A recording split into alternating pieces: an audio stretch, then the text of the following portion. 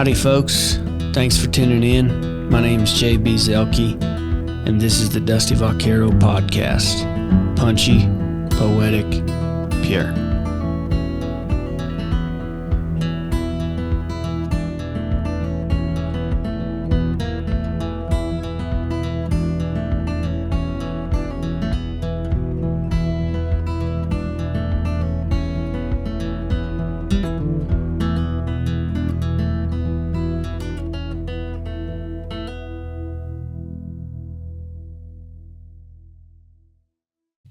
Sweet. Okay, we're rolling. We're in Elko, Nevada. That's right. At the National Cowboy Poetry Gathering. Well, we're in my hotel room, but we're hanging out here for that reason. We've got the very first guy I ever did a Dusty Vaquero video with. Oh, shoot, is that right? Very first one. Wow. First shoot was at Kellen Smith's ranch, and it was with Kellen and you. But we did yours first, so it was video. Serial number one. Number one. It was. I did some like little stuff before that, but that was the first time we like sat down, set up, and did a video. Yeah, it was in Kellen's barn. Was it that one we did, or was it the one? It was that one that in the pines. We went up and it started like snowing halfway through the video. Yeah. Up on that like bluff with the the carvings in it. Yeah. Yeah. Pictographs or whatever on that. Yeah. That's cool. So we got Sterling Drake in the house. He's brought his band out to Elko. That's right. And is this the first time you had a band? No, you had a band last year too. Yeah, we brought a band last year too. Yeah. But you've been playing around Elko, even not with the gathering, for several years now. So So what have you been up to? You're a traveling son of a gun. Yeah. You go a lot of places. I'm trying to keep up with you, man. No, I've been a lot of travel. We just got done with NFR last month, but before that we were in Europe for quite a while through the fall, and then spent a lot of the summer just kind of around the West. But we did Ireland and England, and we've been to Iceland a couple times this year too. And yeah, man, just going wherever, bringing the good music. Where was your favorite place overseas that you went to? It's a tie. Either Iceland has been really fun because of Thor, one of the band members. Mm-hmm. His connection to that place and kind of getting like the hometown scoop on everything has been good. But I went over by myself to Italy to do a deal with Buck Brannaman for his clinic that he does over there. He does that in the fall, and got to do that, and that was pretty cool because he's like a king. And that in Europe, he's been going there, I want to say like 10 years now, and bringing a lot of the Vaquero traditional, buckaroo stuff over there. And they've got some great horses over there, and there's some people that have, been learning from him for long enough that they're pretty handy, some bridle horses over there. And it was a trip to be over there doing all that stuff, and also hanging out with Buck. You're all of a sudden in the cool guy club. Everybody thought I was somebody important, so that was pretty cool. Yeah. Eating steak I could never afford otherwise over there, and that was really, really fun. And there's just some good folks. It's funny what I guess Western music can do for your American roots music, whatever, cowboy music. Like when I started playing more music, I got out and was able to experience way more with horses or anything else that I ever would have been able to otherwise when you're just kind of sitting at home. So that was really, really fun. I'd say that was the best one. Yeah. Heck yeah, that's all. Well, talk a little bit about Thor. Maybe we'll get him on the podcast, but he's a super interesting dude, and you scooped him up, and he's got other gigs that he plays, but he comes and plays certain shows with you. Yeah. And he's a killer. So tell people who Thor is. Yeah, you should get him on here. We met in Nashville years ago, I think. I was saying, I always loved, Willie Nelson's one of my favorites of all time. And I was like, man, he had Mickey Raphael in his corner. When you heard Willie, you were going to hear Mickey too, And I loved harp. And I'm thinking, like, there wasn't too many young guys that I knew. I was like, where are all the harmonica players? Everybody wants to play everything else. And our pedal steel player at the time, Ryan Stigman, who now plays as Zach Top, he went to school with Thor, and he's like, I know exactly who you need to know. And so Ryan got him in the band, played him one time. I was like, I'm never letting this guy go. So we've been really good friends and come from such different worlds. But Thor's dad was a horse trainer over there in Iceland, and I think he just had a real appeal. He was really interested in maybe Western music and this kind of emerging scene, and he's just been willing to come along from everything to the good shows, but also to the really crappy shows too.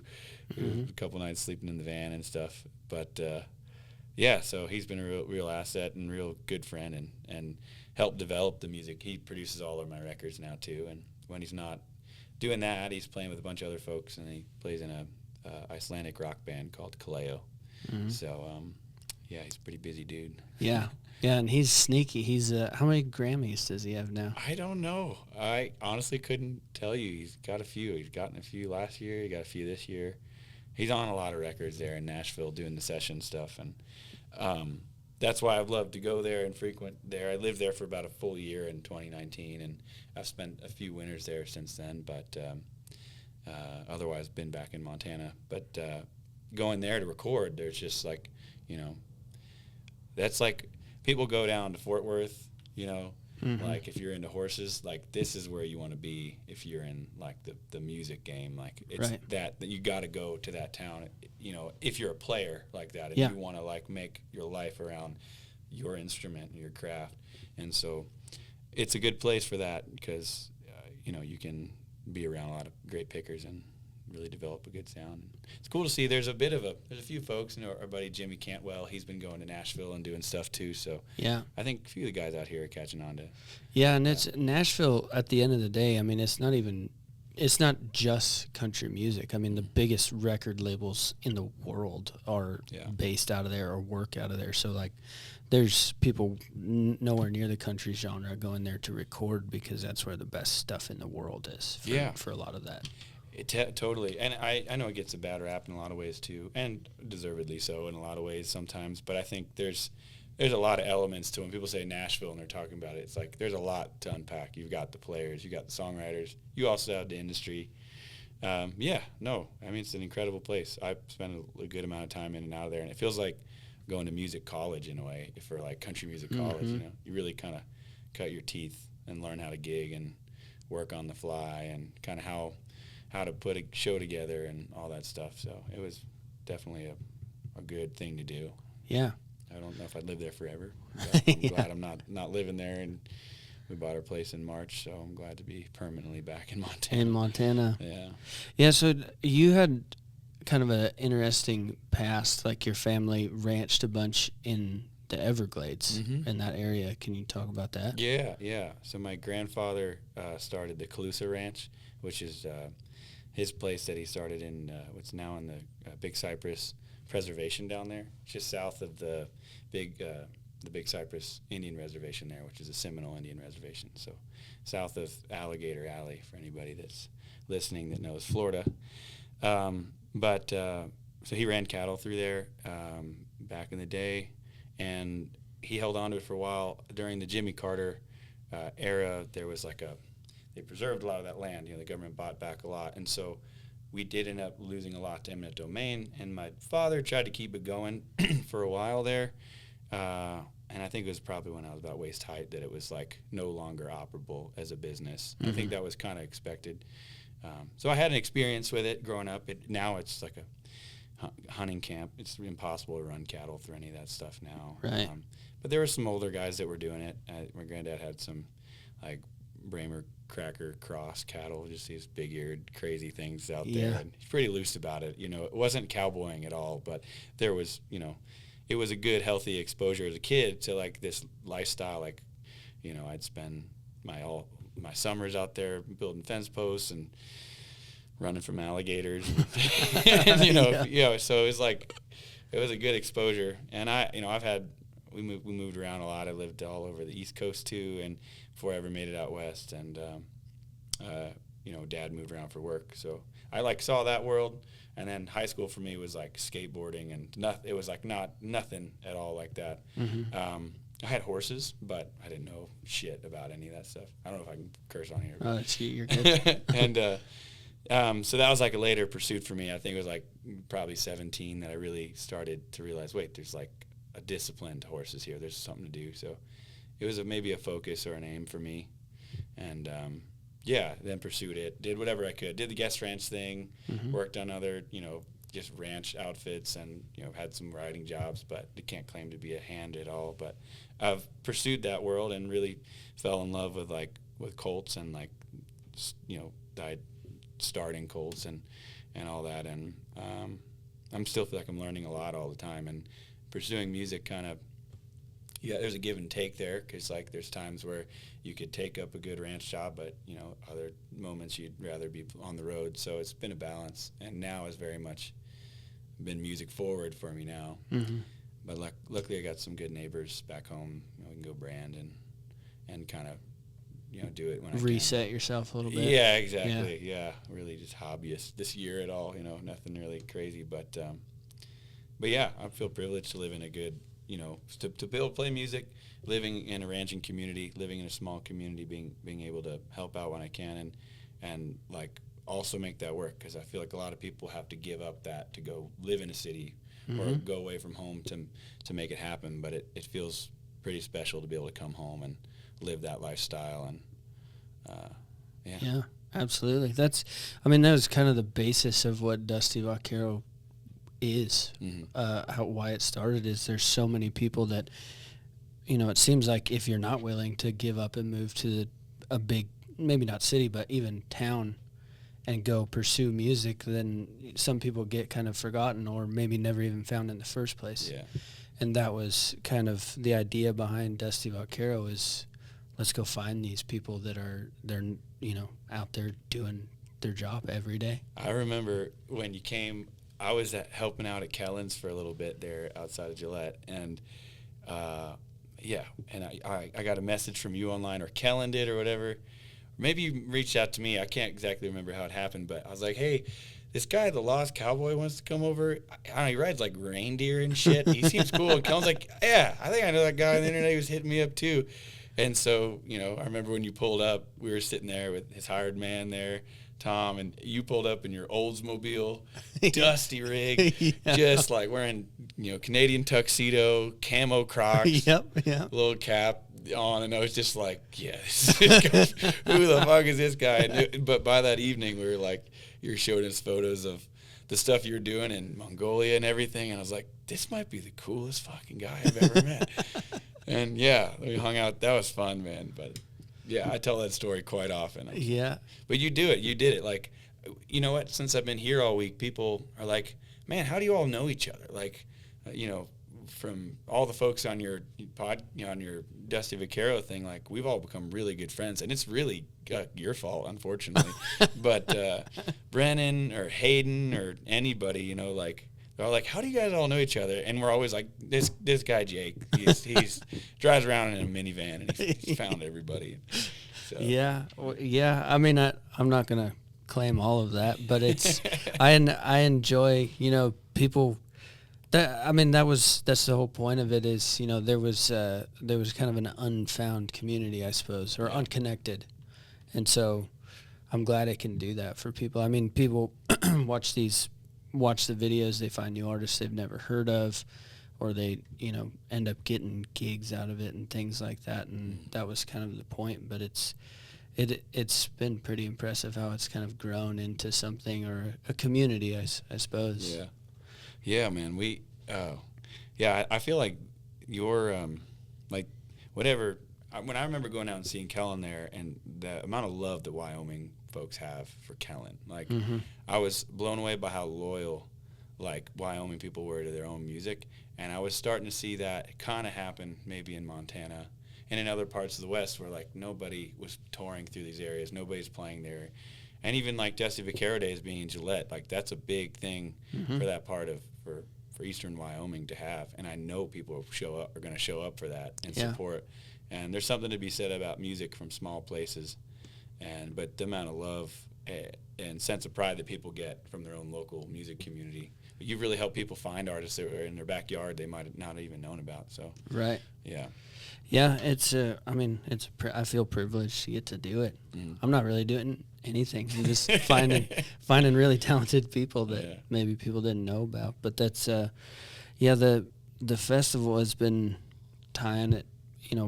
There was never one place where you could find them all, and that was kind of the idea, I guess, is to get everybody together.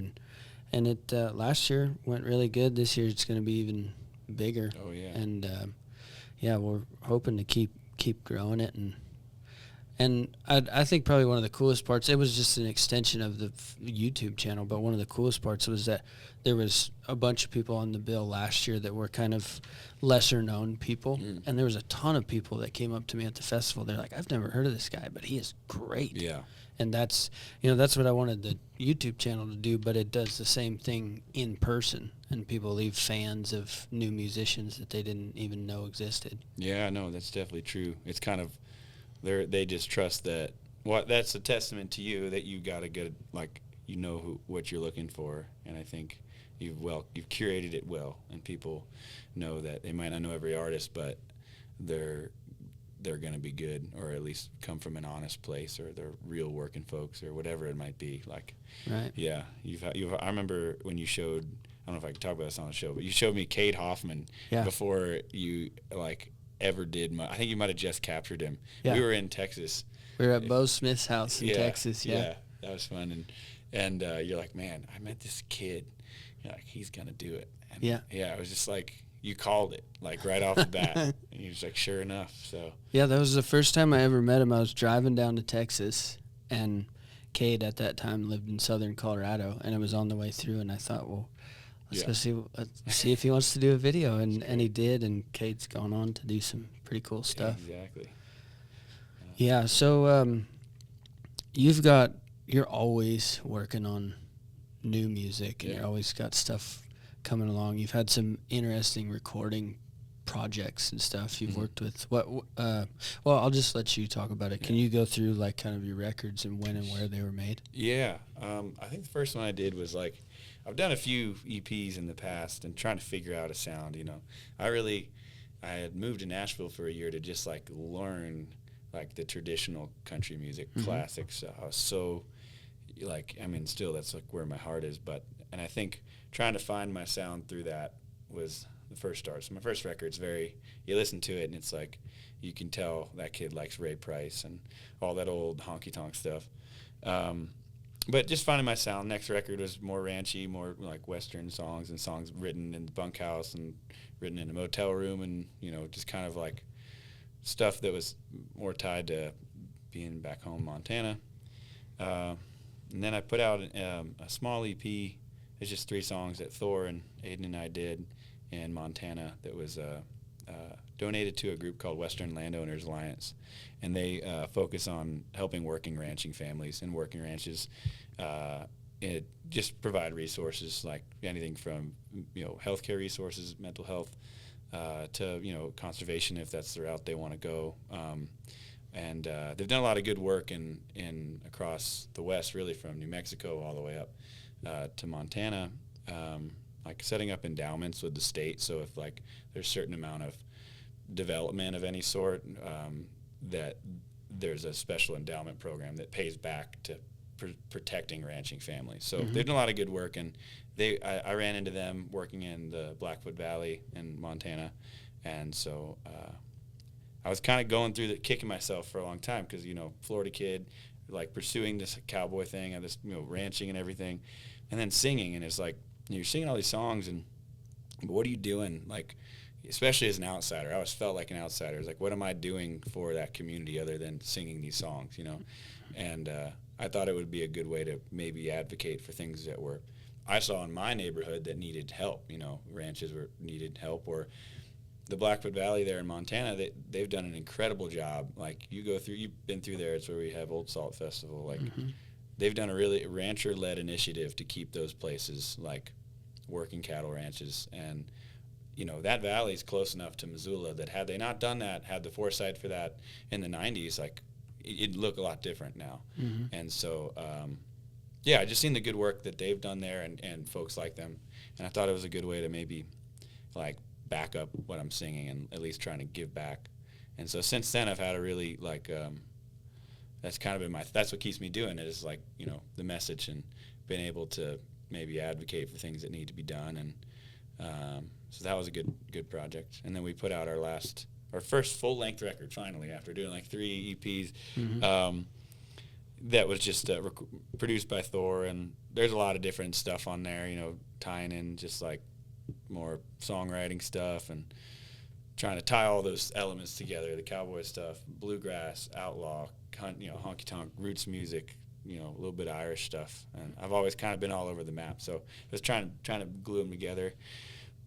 And we just recorded another one last October when we got back from England there in Nashville. And this one's like a lot more maybe conceptual in a way, but it's definitely a Western record. Like this, it's like pulling like roots music, pulling from Irish stuff, pulling from like saloon piano, like sounds that maybe feel like you wouldn't, that define the West, especially in like the 1800s, and roots music that you don't hear anymore, that maybe fell out of favor over the years or out of the country music formula.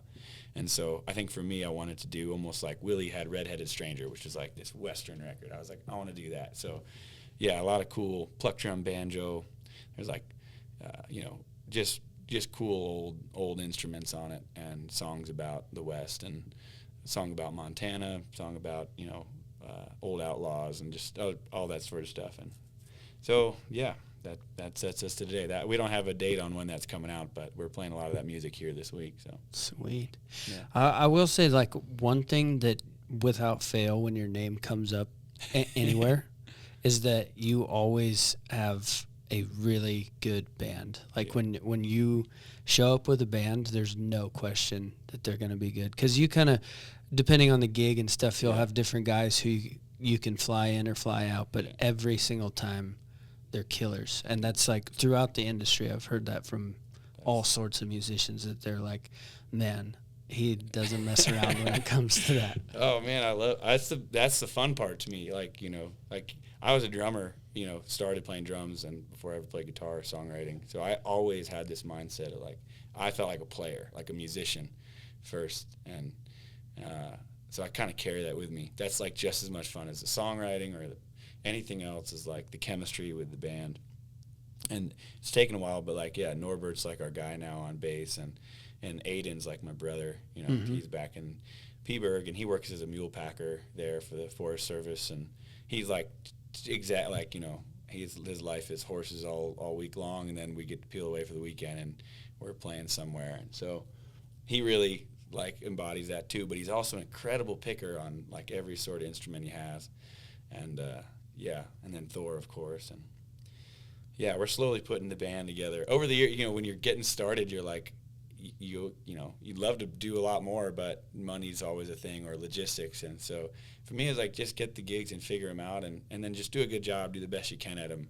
Like, I never want to show up somewhere and have a band where it's like, man, that was not the impression. Why would I drive 10 hours to be here, or even more, and like not put the best foot forward? So yeah, I appreciate you saying that. That's at least a good thing to say, because I'm really proud of all those guys. That's the best part about it, is the players. So. Yeah, I mean, it doesn't go unnoticed. I mean, people see, even people that are not in the industry, just fans. I mean, they know. Yeah. I mean, it's obvious to them, but it's cool to see, like, the guy. You've introduced me to a lot of guys that I probably would have never come across, because you just got a really good ear for these musicians, and you just pluck them out of wherever they are. I'm taking you with me. Yeah. But yeah, that's so now you're up in Peaburg. That's Phillipsburg. Yes, sir. For anybody that doesn't know where that is, and that it's one of the most beautiful parts of Montana. Yeah. It's western Montana, right? You call it western Montana. Call it western Montana. And that's it's like right on the edge of the Bob, pretty close to the Bob Marshall. Pretty close. We're south there. I was originally up in the Blackfoot Valley, which is like an hour north of there, and that's at the Bob. We're in Flint Creek Valley, just outside of the Pentler Mountain Wilderness right there. Oh, okay. But it's all same kind of corridor. Like the Pentlers eventually, it's kind of like a highway for a lot of the wildlife traffic to and from the Bob, and parts of Idaho and stuff too. So, but yeah, it's good country. It's a really cool place. So. Yeah, that's there's really interesting people up there, because the Bob Marshall, correct me if I'm wrong, but it's the biggest wilderness area in the lower 48, I think. Contiguous, I guess. So it backs up to a lot of different, public land, and so it's you're out there. Yeah. In the middle of nowhere. So you meet those. There's all these mule skinners and stuff like Aiden. All these guys that go in there, and in wilderness. For those that don't know, wilderness means you cannot go in there with anything with a motor or wheels. Mm-hmm. So you can go on horseback or you can hike. Mm-hmm. But it's vast tracts of land that most people go in there horseback, and they're hunting or whatever, just hanging out, vacationing. But it's serious. You get hurt back in there. That's way back in there, and it's like, going back in time 150 years. You're just back in there. So it's beautiful area up Big there. part of that culture there. It's kind of Intermountain Prairie. People think of Western Montana. I think they think a lot of mostly the mountains and stuff. But you do have these really cool, maybe ag communities or ranching communities where all of a sudden you're in the mountains and you drop down into kind of a big ecosystem in there. There's a really cool history of like the beaver slides and everything, and just the way that people have been doing the job forever. And then you have the packing history, which is really cool. And riding horses with stringing mules. And Aiden, who's from Ovando originally, where I was living before, a town of like 48 or something. He was born and raised there. I was just passing through. Mm-hmm. We met there. He was like the only other musician, and I was like, fuck.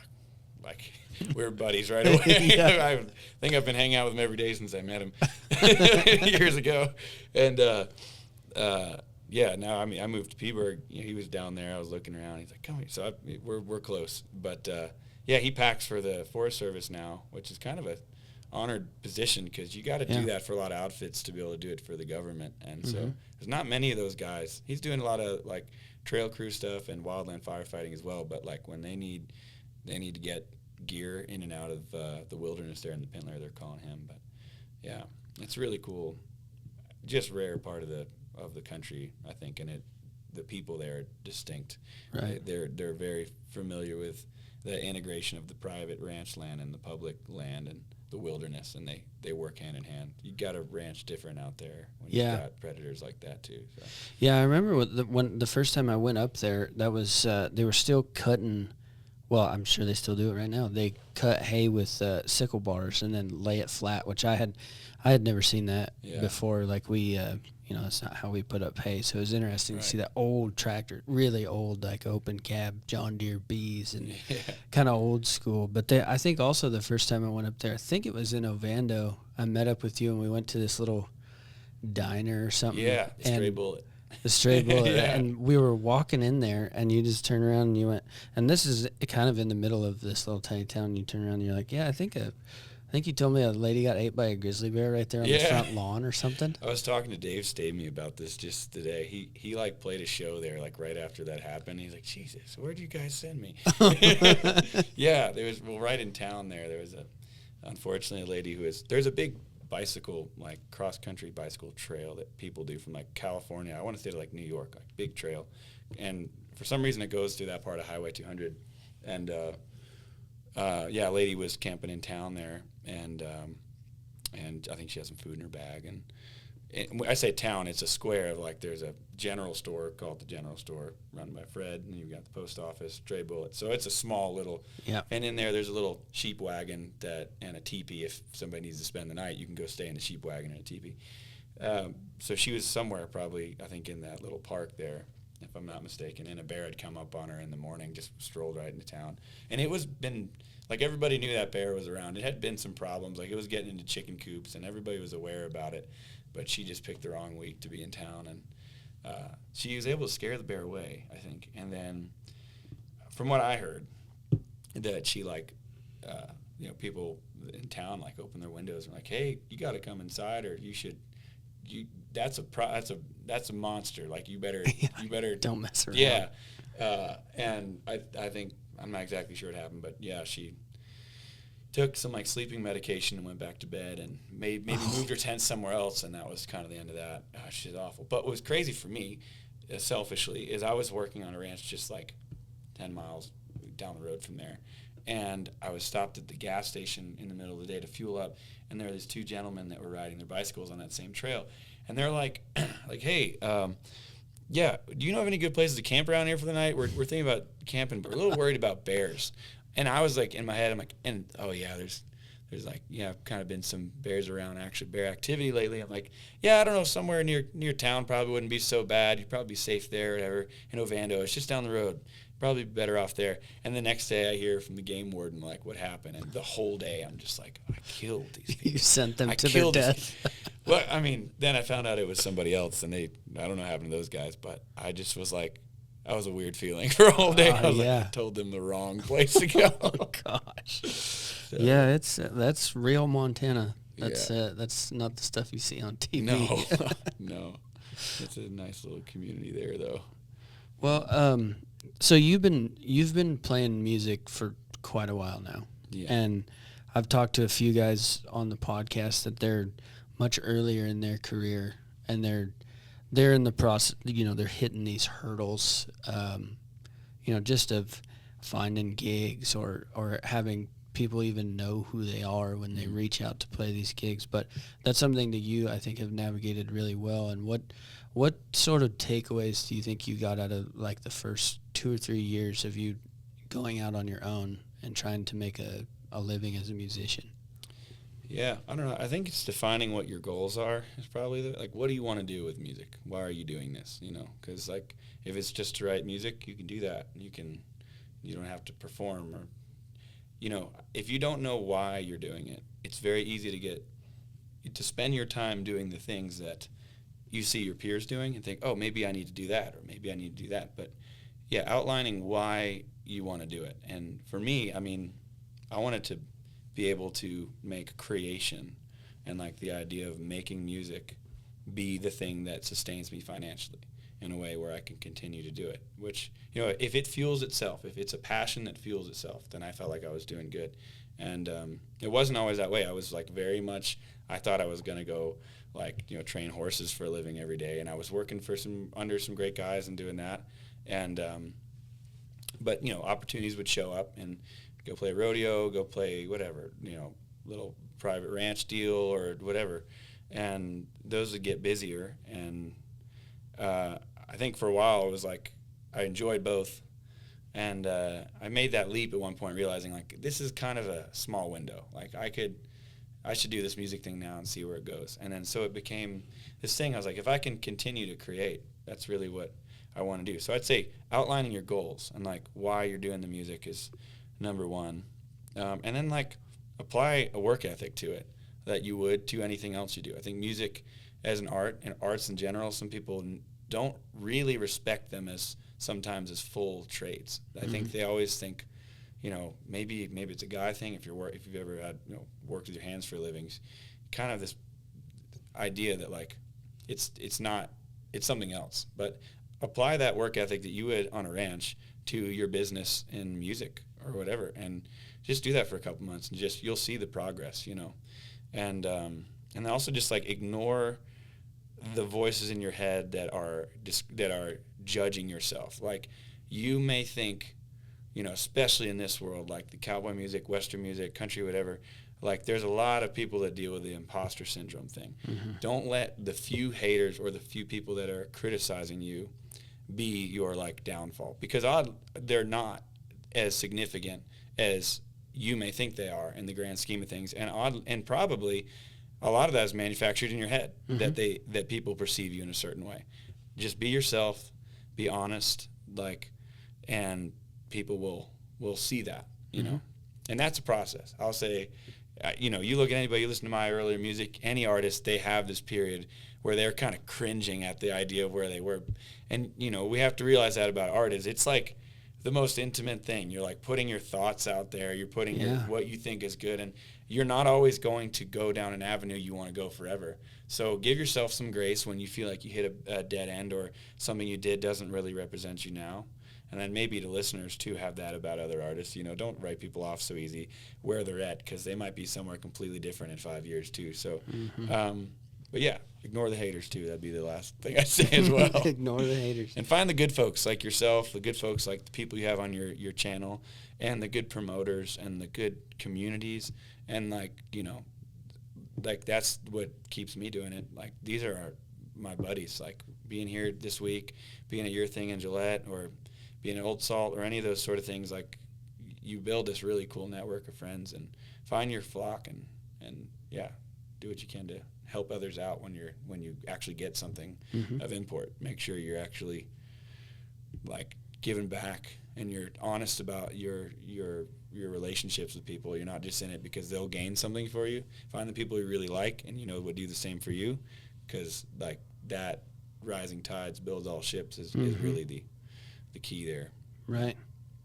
And kind of along that same line, there's a bunch of musicians that I've talked to that have been gigging for a while on their own. And it seems like a bunch of people kind of hit a ceiling where there's only so many gigs you can get as a solo act. Yeah. And it's kind of like a glass ceiling or there's like a barrier there when you're going to jump to having a band. And I know a bunch of guys that are right there. Yeah. That they're like, they should have a band. That's the next move, but it's a really daunting task. And it's a risky one because you're now, like, especially if you put together a string of shows, it depends on how that's set up. I mean, you're cutting the pie a lot smaller. It feels hard to do. But I had definitely hit that point. I think at times I really loved playing, like as a drummer and playing in bands. Nashville is where I definitely got used to the concept. Like, there's a lot of bands there. Like, people, like, form some tight bands in that town. And then come back to Montana, I didn't really have much of that when I'd come home. So I'd be the solo artist there and in a band there. And I finally figured out how to do it. It's a mess, but you're right. There is a ceiling there. And then for me, I always wanted to be like, when people book me, they're trusting I'm going to bring the right gig, if it's me or a duo or a full band, like, they're not concerned. I don't want them to think either, like, on the inverse of that is like, that guy is a band and he has to show up as a band. If his band's not there, he's not as valuable in our eyes. Vice versa, it's like, that guy's a solo artist. He's only going to be able to play this slot. We'll never be able to give him the headlining slot. I never wanted to be put in any of those corners, so I'm intentionally fluid about it. And depending on the occasion, I try to bring the right, appropriate, arrangement for that. So right, it is a tough thing to balance. It's a risk, but what do you think like pushed you over the edge when you hit that ceiling where you're like, okay, it's time to put together a band? I don't know. I guess maybe what did it for me was Texas, honestly. I will say now. Like, I know in Nashville is where I really figured it out, but I started getting, like, I put out my first record, and we went to Texas radio. I had a radio promoter down there that helped me push the record, which was the best dollar I ever spent in promotion, by the way. I'm not big on the PR and, like, doing all this stuff, but radio promoters are a really good way to, like, get in with, like, real people and local communities. In Texas, they've got a really strong non-syndicated radio scene. And so my goal, again, like, why I did that when I was thinking about what are my goals here, is I wanted to play the dance halls in Texas. And the best way to get in is to get on Texas radio. And it's kind of a gamble not being a Texan, but my music was, like, adjacent enough, a lot of, like, Western swing and stuff at the time I was listening to. And so sure enough, it worked. I got a call from Lukenbach, Texas. It was, like, the middle of, like, I want to say it was the middle of the winter, maybe February or something. And they had, like, a last-minute, like, cancellation. They heard us on the radio, and they just assumed we were from Texas. And they're like, hey, we got this slot, fill in, we heard your music. Can you be down here in, like, February or whatever? And I was like, yeah, we'll be down there. I was in Montana. I was, like, snowed the hell in Montana. Like, yeah, no problem. We'll be down there. And so, yeah, it was like, you can't show up to Lukenbach, Texas without a band, without 3 hours of shuffles. And so, like, I did a lot of that and did the Austin thing and went around and, I got used to traveling with a band in that regard. So that was probably what officially was like, all right, we're doing the band stuff now. And then, if I'm opening up for somebody else or if it's not the right, if the pay is not there or whatever, or, for whatever it calls, it's easy to do a smaller deal. And, I kind of like keeping people on their toes about it. Yeah, kind of a funny Texas story. Last time, well, I don't know if it was last time, but one time when me and you were both down there in Austin, we went to the Broken Spoke. Yeah. And it was my first time ever going to the Broken Spoke. I don't know about you, but that was my very first time. And we went in there, and they were playing this kind of old school, full band swing type stuff. Dale Watson, yeah. It was Dale Watson playing, and Dale, if you're listening and you don't know Dale Watson, he's like a Texas icon. I don't know that he tours a whole lot outside of Texas, but in Texas, he's a legend. And old school music, everybody loves his stuff. And he was playing the Broken Spoke, and you just went up and said hello. I think you had a mutual friend or something. Yeah. And you end up talking to him for a couple minutes, and he says, well, why don't you hop up here and do a few with us? Yeah. And just for the fact that you kind of had that history of swing or whatever, you could jump right into that. I thought that was, because I'm not a musician. I've not studied, how that stuff works, but you could just hop right in. And there's like, I forget which song you guys played, but you just had to tell them one thing and they were on it. Yeah, yeah. And that was just like how Texas works. But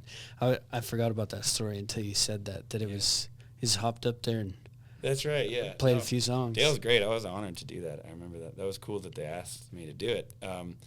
I played in the Broken Spoke a bunch, would go down there and do that. But, yeah, it's the same language in, like, the honky-tonks in Nashville. Like, there's a real strong traditional country scene in Nashville. Mm-hmm. Like, when I first went there and saw, at the time it was the American Legion, Post 82, on Tuesdays, and they were doing, like, just like, you walk into this old, you used to be able to smoke in there, I believe, back in the day, and there was, at that time, and they had fans that would circulate the cigarette smoke around in there, just old school VFW, like you'd see in any small town, with a country band that looks like they're straight out of the 60s singing Webb Pierce and all this, like Ernest Tubb, all this old stuff. And I was like, where the hell am I? Like, I found the one group of everybody that was like, screw everything in life. I'm going to just come here and play traditional country music.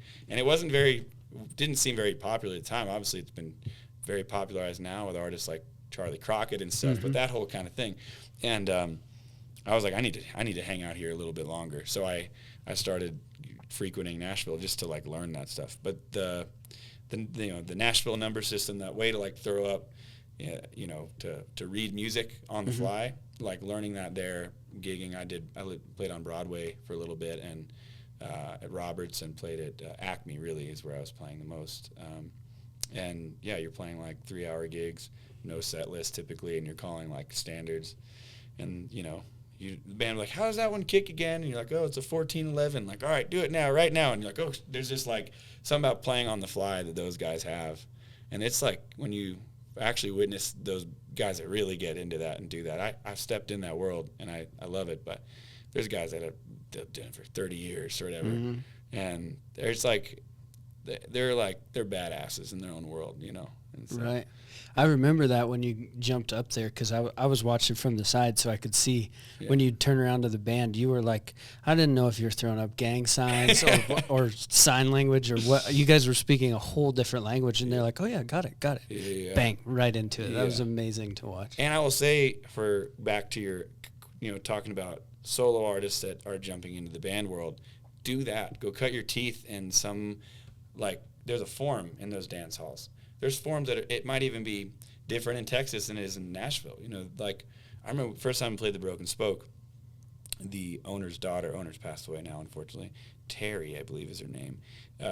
And she's a pistol. And we're sound checking and going through. We were playing a Merle Haggard song. And we got done playing it. I thought that sounded pretty good. And she yells from the back of the room as she's setting up the trash can. She's like, are you going to play like that all night long? And we all look at each other. I'm kind of sweating. And she's like, I'm like, I hope so. And she's like, well, then that'd be just all right. But just don't play that two-feel bull crap that you play in Nashville. And what she's talking about is like when you hear a shuffle, like boom, boom, boom, boom, boom. It's like this like two-feel. I don't know how to explain it. Maybe some of your music listeners would understand what I'm talking about. But they just wanted 4 to the floor, which is what they do in Texas. It is just like, you better dance like the whole time for 3 hours. Like, and there's renditions of songs that if you had played that in Nashville, they arrange it and they syncopate it in a beautiful way. But in Texas, they might do it in a different way, Johnny Bush or whatever it might be.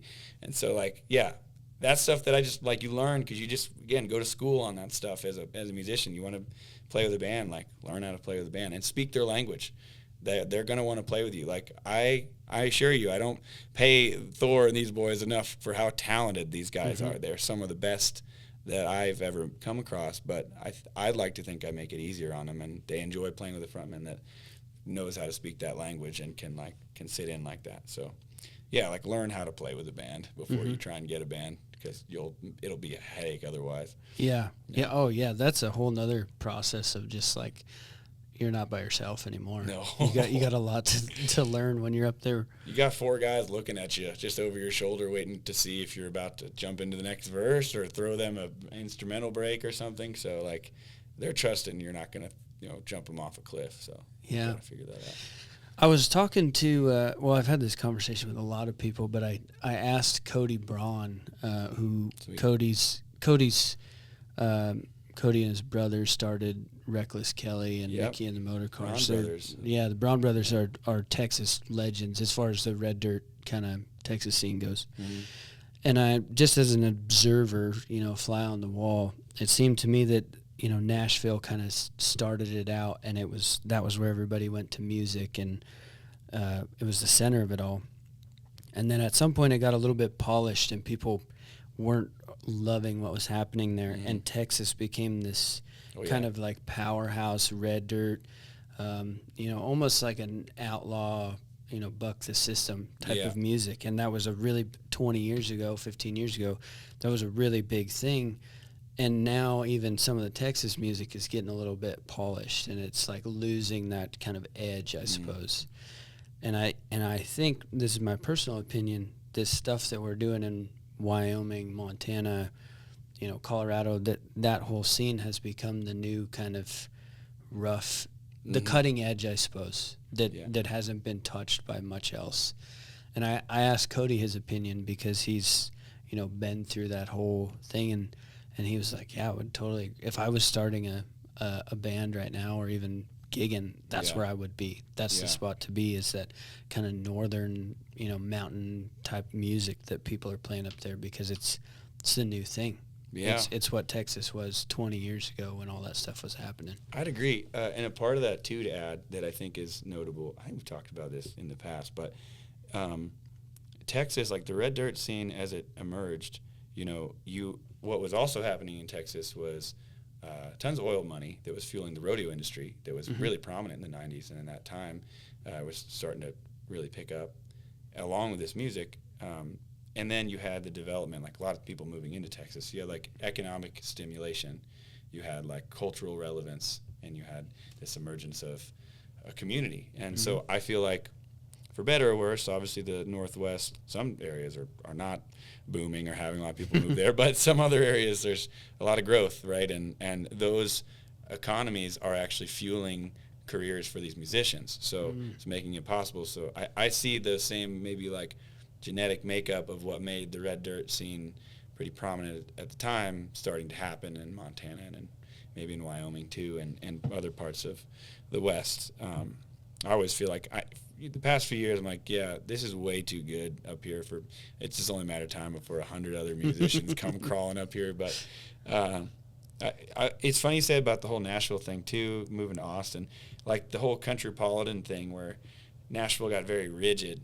And then Willie and Waylon and all those guys, they were in a home studio on Music Row, and they were making outlaw music. And they eventually, like you said, their careers, where they were at there, like they weren't received well from the industry. So they went back they were gigging in Texas before they moved back, and they were just having way better reception. Like, screw this, I'm going to just move back home. And Nashville owes a lot of its sound to Texas. Like, even well before that, like the Grand Ole Opry had Ernest Tubb and these Texans that moved there because that's where the industry was. But when you think of Nashville and cowboy hats and pedal steel, I'd say before the pedal steel, but the cowboy hats and the Western thing in Nashville is because of the Texans that came there in the 50s and brought that and probably before too, and brought that style and that influence today. Matter of fact, cool little ranch history, crossover honky-tonk ranch history that I love is, in Nashville, Ernest Tubbs, Texas Troubadours, that was his band. They had a tour bus that's sitting there in like a thrift shop in Nashville in what's called Music Valley. It's like a strip mall. It's a really unassuming place, but in this thrift shop is this bus. And inside that bus, if you look up on the wall, there's brands from all these ranches all across the Paladeros. Like, I'm pretty sure like the 6s are, 4 6s are in there, and a bunch of other ones. I remember it was like really cool to me because a lot of those guys in Nashville really didn't know much about cowboy. I'm like, shit, these guys like went to these places. Like right. I love the thought in my head, and I don't know how those brands ever got up on that bus, but I love the thought of like 1960s, like Ernest Tubb in his polyester suit, this cowboy hat rolling off on a ranch somewhere in the Palo Duro, and like hanging out with those guys, or however that happened. But yeah, some cool little country western history there too that I thought was cool.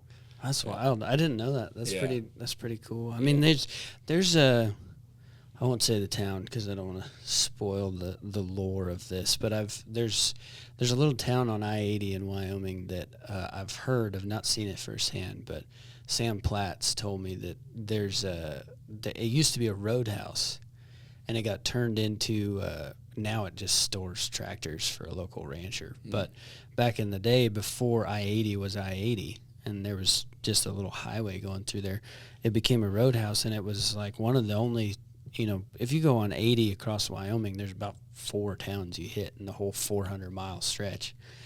And one of these little towns is where a lot of musicians would stop and play a little gig or something, whatever they could get. And supposedly, I haven't seen it myself, but they would carve their names in the beams there. Oh, sweet. And apparently, like, Hank Williams stopped in there and played, and there's a bunch of, he told me a list of some of the artists that had stopped there, but I would like to see if that's true. He had seen it. So I believe I don't Sam know Platts, when he talk about country music history, but Sam could talk me into the table. I don't know anything. He'd fact check me on everything I say.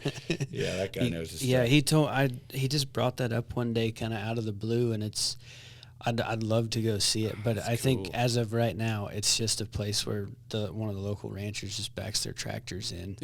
But he saw it firsthand. Cool. But anyways, I guess I'm bringing that up because I'm thinking of when these guys used to tour in those crazy looking Greyhound buses or whatever it was back in the day.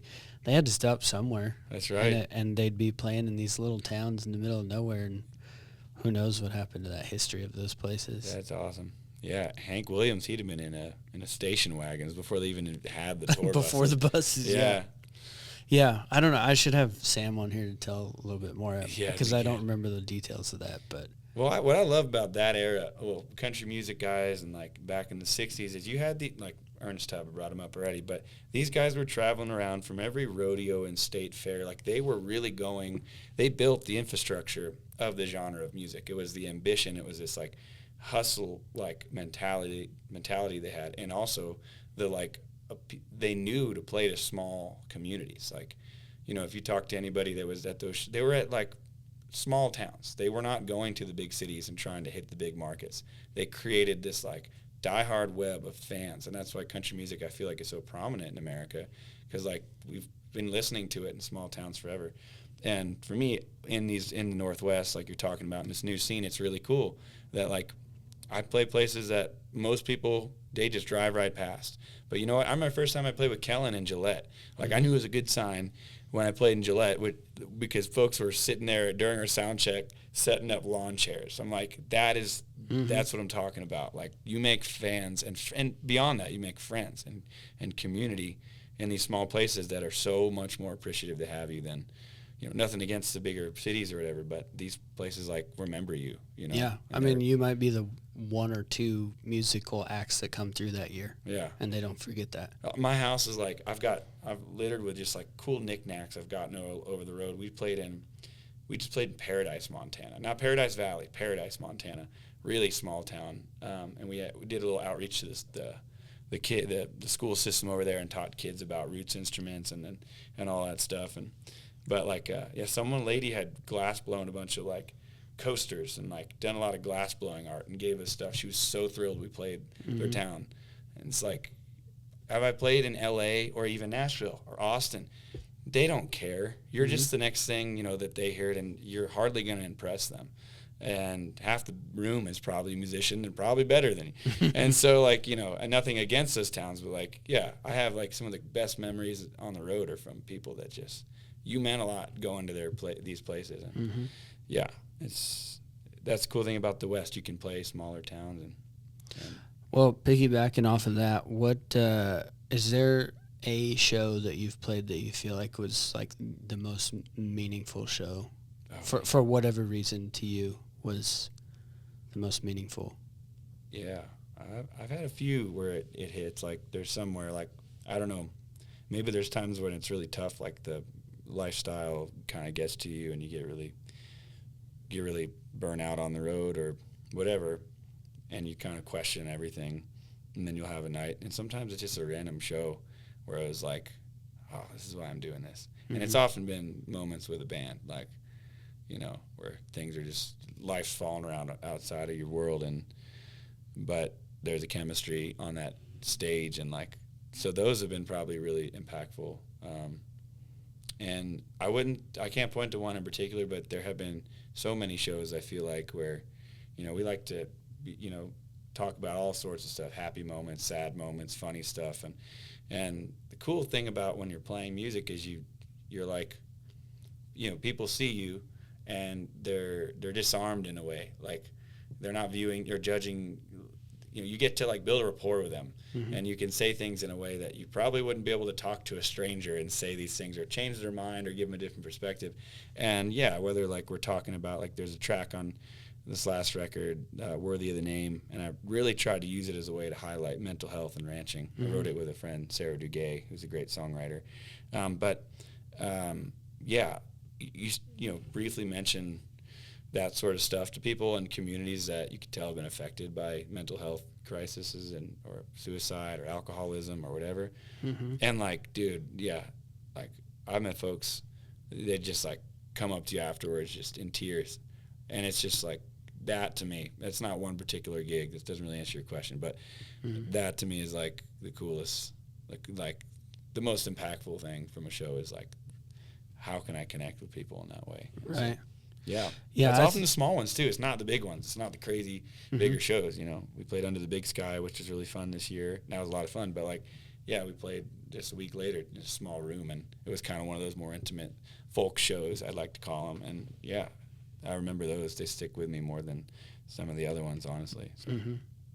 Yeah, that Worthy of the Name song. I remember the first time that you played that for me, and I mean, it still is probably my favorite song that you've ever done. Oh, thanks, yeah. And it's, I mean, just for what it stands for. And I've been to plenty of your shows where you know, kind of weave that conversation, which is a really tough conversation to have for almost everybody. Yeah. But you have a way about just weaving that in, and it's an important thing that doesn't get talked about. But that song is, like you said, it's kind of a great, you know, catalyst into that.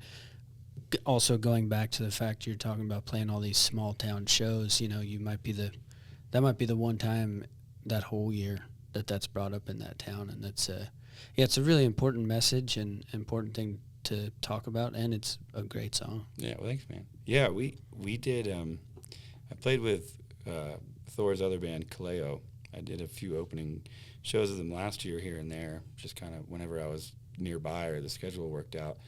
One was in Asheville, North Carolina, and it was we played like really short 20-minute set, and I just mentioned that one song, and you know, just said a brief thing about you know, on my website I have a little link that's attached to a directory with the Farm Bureau that talks about resources for folks in agriculture in different states. And a lot of people don't know there's nonprofits or maybe state and grant programs that'll help people, you know, get access to mental health or mm-hmm. alcoholism or whatever they're dealing with. Like there are resources out there. I just mentioned that offhand, and then I went, it's a big show. It's like Kaleo. They're a real big band and huge rock. Yeah, massive deal. And I went back to the merch booth afterwards because I just mentioned I'd be there. And like I had a line of people telling me like stories about just family members they lost or stuff they were dealing with. And I quickly realized like I did not expect this reaction, and I am not prepared to have I'm not equipped with the tools. Like I really need to educate myself because mm-hmm. people need to have this conversation and people aren't talking about it. And it was kind of eye-opening there. But I also want to add too, like I'm not the only person to hold up that flag. What actually made me want to have that song is because Old Salt, the meat co-op in Helena that I have worked with and stuff, they were kind of bringing that up at their festival. And a lot of other folks here, I know the Outside Circle guys, some other guys have brought up, you know, mental health awareness and ranching. I'm like, yeah, dude, you guys are mm-hmm. right on the money with that. That's something that needs to be shared. So yeah, I can't like claim the to be the only one doing any of that stuff. But nonetheless, it's a weird way to hop from one song. It's like funny or whatever. Like, anyway, this song's about mental health and suicide or whatever. It's like the room's like, oh, yeah. But yeah, you kind of figure it out. But yeah, that's a good one. If you haven't heard that song, you should go look it up. It's not out. It's out. It is. There's out. a cool video. I worked with a buddy, Taylor Hoover, down in New Mexico. He was really into Super 8 videography, and I got really into it from his stuff. And we shot some stuff down in New Mexico on a few different ranches. Went out to Dan Locke's ranch and Garrett Manis, another cowboy down there, and they opened their doors to us, and it was really sweet of them. And then he taught me how to use these things, so I got really into Super 8 cameras. So I brought them all around. I went to the padlock, and we branded out there for a little bit, and did a horse drive up in Jardine. And yeah, I remember we were in Chugwater. Yeah, I was shooting video of ranch bronc riding, and I turned around and you were right behind. I was like, "What is that thing that you're carrying?" Yeah, you took that thing everywhere. Yeah, and so that was a fun project. So all the video work, actually, for the whole record is either Taylor or myself, and our cameras. There's not a digital element of that record until we uploaded it. Like, it was all done direct to tape in an old studio, and all the photos were all filmed too. But it was funny showing up to all these ranches and stuff, to go work or whatever. And I kind of like some places they're kind of stiff about that stuff, and I was trying to be respectful. But there's something about a Super 8 camera. Like, had I said I'm going to shoot videography work or film work, on a digital camera, they're like, "Well, I don't know. Like, I don't. What are you doing with all this stuff? Like, it's probably commercial or whatever." But like, you pull out this granddad machine, and they're like, "Okay, why do you want to do that?" Sure. Right. And yeah, it was like it was a really good icebreaker in a lot of these places, and to be able to like. Yeah, it was a lot of fun packing that thing in the saddlebag and like gathering of that thing. It's so hard to sit there, and it's such a funny deal. But yeah, that's a tough thing to do. Man, I can barely do it with these like new fancy cameras. That's a art form being able to do that. Yeah. Well, we're getting to about an hour, so I got a couple wrap up questions for you. First question: think of your favorite movie, book, TV show, whatever it may be, and then think of a character. Think of the character that most closely resembles you. Oh shoot! Oh no! Maybe Lonesome Dove's like my favorite. It's a great book, but it's my favorite movie, if that counts as a movie. I don't know who I'd be in Lonesome Dove, though. Shoot. I don't know, probably Newt. I don't know. I don't think I'm cool enough to be Robert Duvall or anything like that. But, yeah, probably Newt. Newt's a great character. I mean, it's like a pretty epic story how he starts at the bottom and ends up cow boss in Montana. That's right. There you go. That's that's great.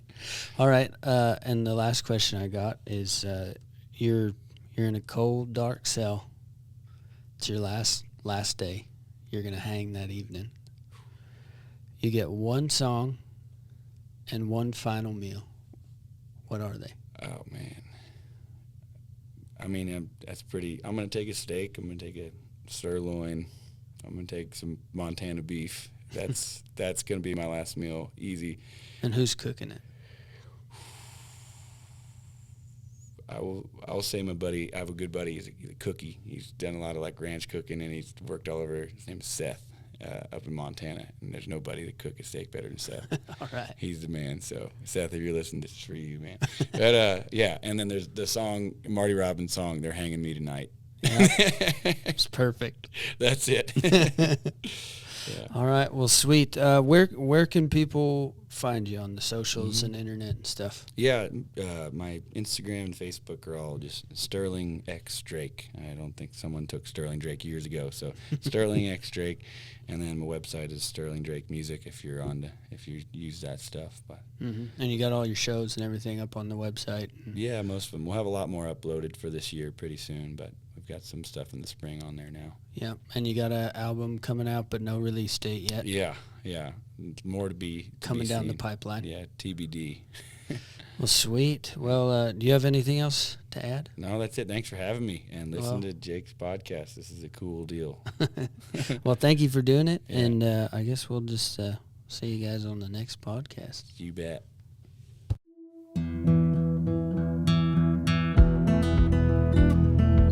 Thanks for listening in. Don't forget to head over to dustyvaquerodays.com. You can find festival tickets there. In our store, we have all kinds of different merch. Big thank you to Brendan Scott Green for making the original music for this podcast. Please give us a review. We'd love to hear your feedback, and tell your friends. We'll see you next week.